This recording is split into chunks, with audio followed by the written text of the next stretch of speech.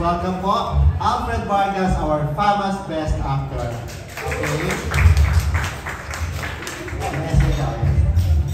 Okay. Okay, maraming salamat po sa oras ninyo. Actually, ano po to? Thanksgiving. Thanksgiving, and I want to celebrate this milestone victory with you guys kasi you've been with me throughout my career. Ay nagsisimula ako. And even in my speech, laking pasasalamat ko rin kila Nanay Lolit Solis. Palapakan naman natin si Nanay. Nagpa-press ko na siya kanina. No, actually, this is a Thanksgiving celebration lang tsaka fellowship. Parang our way of thanking you and for all your support. And pagdating sa showing din ng Pieta, and we will also be asking for your support. So yun muna, since sa bangkit na lang ng Pieta muna, Alfred, may cinema showing ba ito or ano ang plano niyo sa movie?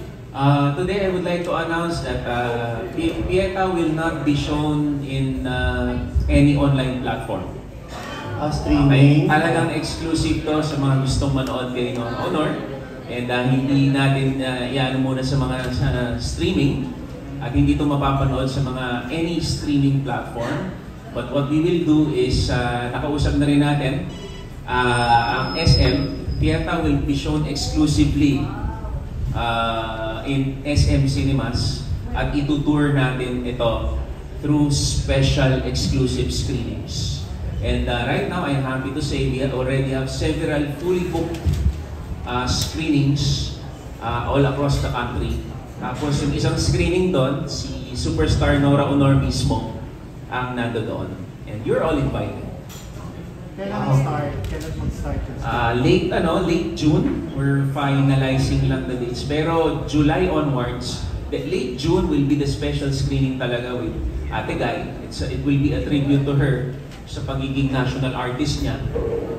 Tapos July onwards, start na natin yung tour ng Pieta all across the country.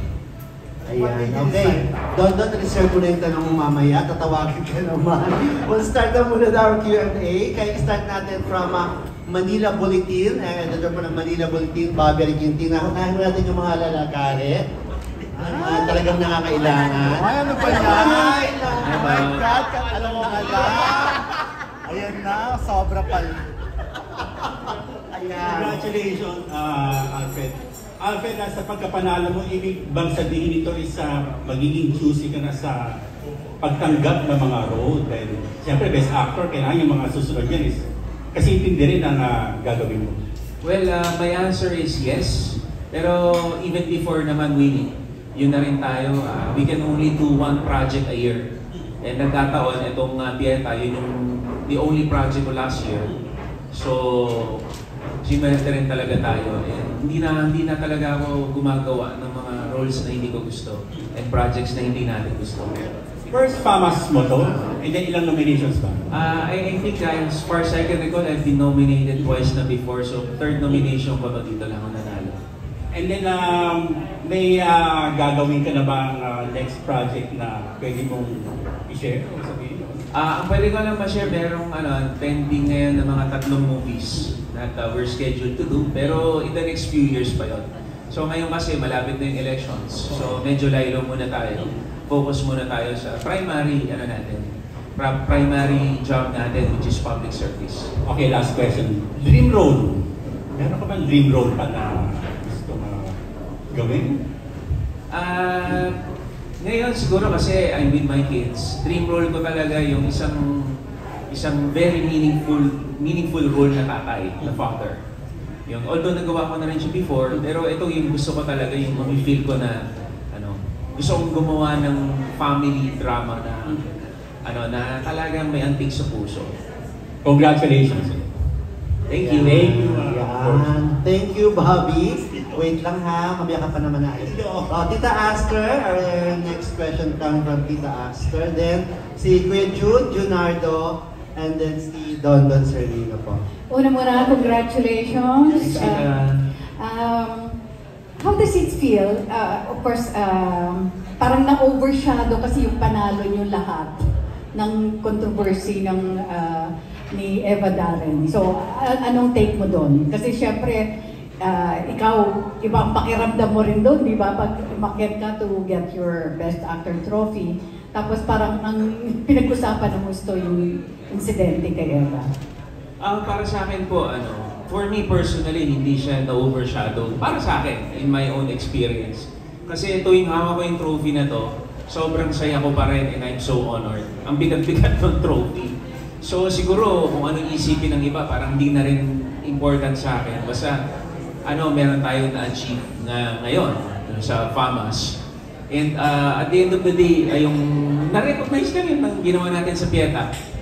Ang saya-saya ko na. And actually, yun, kinuwento ko na rin before. That night, yun, kasama ko tumatulog. Ginawa kong unang tong trophy. Actually, hindi ako nakatulog sa sobrang saya. So siguro yung ibang issues, parang hindi naman siya naka-affect sa akin kasi in terms of happiness, in terms of feeling proud, in terms of feeling of accomplishment and meaning, parang ako sobrang, hanggang ngayon medyo high pa rin ako sa pagkakapanalo natin. And ayun, magkakasama naman tayo ngayon, kaya I'm just happy to bring this trophy to people na who I want to share it with and kasama kayo doon. Hindi ka ba parang na-disappoint na hindi, syempre, during the time na pinasok mo ito sa Metro Manila Film Festival, parang I'm sure, in the same manner sa maraming supporters mo, maraming iniwala sa iyo na hindi ito na nakapasok man lang sa MMFF, considering na napakaganda ng pelikula. Ayun, I'll be honest, nasaktan ako nung hindi ito nakapasok sa Film Fest. Kasi I believe in this movie and many other people believe in this movie. And yung ibang kakaunti pa lang po kasi nakakapanood nito kasi konti lang screenings namin last year. Lahat sila, ang tanong nila, uy, ba't dito nakapasok sa MMFF? So, to answer your question, masakit po, pero that's kasi accepted na natin yung fact that it's if not impossible, it's very very hard to enter to be included in the MMFF. And parang kang dumaan talaga sa butas ng karayo. And total, I have had my share of MMFF films. Yung Bridal Shower, Banal, di ba, Gorge? Tagpuan, di ba? So, ganun talaga. Minsan you make it, minsan you don't. Pero I'll never deny the fact na nasasayangan ako na hindi to kasi hindi to nakapasok sa MMFF. How about the upcoming 50th anniversary ng Metro Manila Film Festival? Any plans?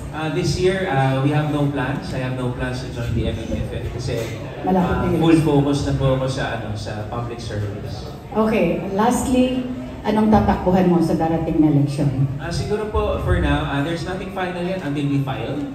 Pero for now, my brother is doing a very very good job as congressman. And aminin ko sa inyo, mas magaling siyang congressman kaysa sa akin. So we'll let him muna excel and let the people decide. Tapos status quo, my brother will run for congressman, I will run for councilor. Kasi Tita Aster, ang na-enjoy ko na rin, actually si Nay Lolit din nagsabi, enjoy mo muna tong pahinga mo. Parang pahinga ko to. Tingnan niyo po, simula po nung naging konsela ko ulit, nakapag-aral ako. I'm pursuing my PhD now sa UP, Urban and Regional Planning. Tapos, nakapagtayo po ako ng mga negosyo. Pagkatapos, nabuntis ko yung misis ko. Nagkaanak kami, 4 na anak ko. Tapos marami akong time sa family ko. Nakagawa ako ng Pieta with Nora Honor, Gina Alahar, and Jacqueline Jose. Tapos nanalo pa tayo ng mama. So, parang ang sarap po ulit makagawa ng mga bagay na hindi ko nagagawa before. And napaka-productive naman itong time ko as councilor and I'm enjoying it. Congratulations, Fred, and of course, congratulations on your new baby. Thank you. Yeah, thank you, Tita Aster. So next po si Kuya Junardo. Ready ka na ba, Kuya Jun? Or may iba ka pa diyang presto na hinaharap? Oo. Junardo, then si Don Don, tapos pasok muna natin isang vlogger, si Josh Mercado, si Jerry Lea. And Lea Sotera. And Janice Nabilo. Hey, Kuya Jun? Ito na po, nagpaalam muna ako kay Manal na itatanong ko. Pero hindi muna yun. Okay, go. Iba muna, pasakali muna. Oh. So, anong feeling mo na may katay ka? Manalo lang, masaya na ako. And honestly, that night, hindi ko talaga in-expect. Kasi napansin ko, noong gabing yun, lahat ng nominated nandun. Pero di ba pag awards night, pag kung sino yung mananalo, sila lang nagpupunta. Usually. Oo, usually, di ba? Si Eddie siya. Sabi ko, lahat sabi ko, ba't lahat nandun? So, hindi ko na po talaga in-expect. Tapos sinabi ni Christopher De Leon, may tie, sabi ko, uy, 33.33% may chance ako. Kasi kinumpit ko agad, 6 kami. So parang lumaki yung chance ko. And much more so, nung unang tinawag yung pangalan ko, nagulat po. Yung that time, bago po tawag yung pangalan ko, iniisip ko na po, caption ko sa Facebook, congratulating the winner para, di ba, para ano na. Tanggap ko na. Pero yun nga, hanggat wala sa iyo, baka may anything can happen.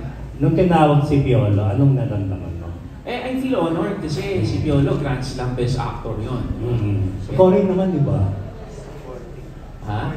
Grand Slam supporting. Okay. Well, anyway, perennial Best Actor naman siya. Tapos even in my talent center days, tinitingala naman talaga siya. So tinitingala ko siya as parang idol ko rin siya noon kasi magaling talaga na actor. I'm honored na katay ko siya. And to think, lahat ng mga nominees, mahuhusay lahat. So ako parang, okay na ako just to be part of this list. Di ba? Si Alden Richards, ang ganda, ang galing. Di ba? Ding Dong, ang galing sa Rewind. Si Piolo, ang galing. Tapos si Cedric Juan, saka si Ken Chan, ang gagaling nila. So ako, I'm happy kasi yung simple at saka yung maliit naming pelikula, napansin. Kasi halos lahat yon, Film Fest movies lahat. So kami lang yung indie yun. And together with Direk Louie Ignacio's movie. Kasi Alfred, siguro wala ka sa showbiz, no? Alam mo naman ang pamas. Hindi pamas yan pag walang controversy and issues and sinasabing bilihan.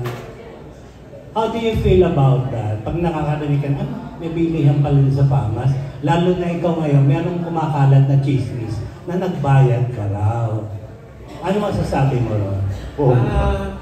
Ako, una, hindi po totoo yun.